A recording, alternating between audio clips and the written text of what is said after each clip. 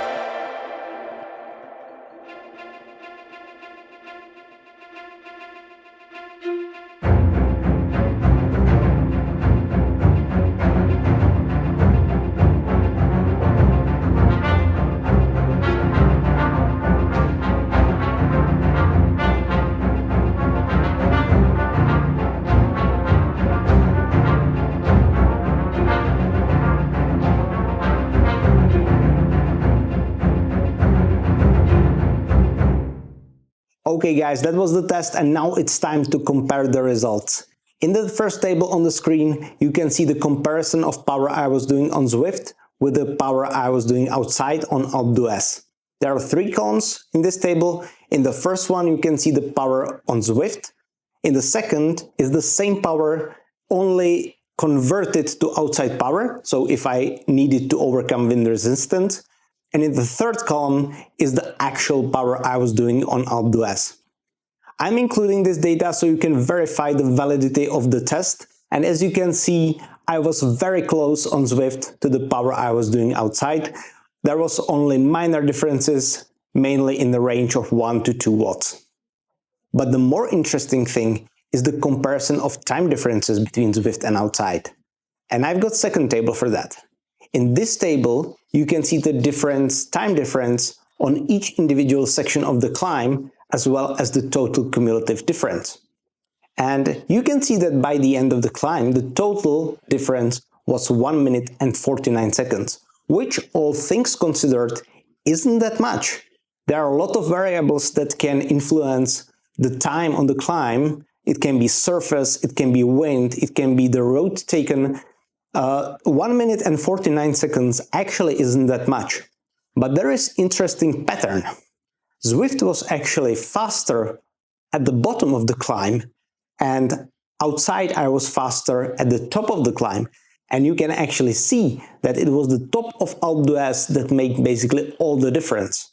At corner 10, the difference was still only 16 seconds, which is nothing.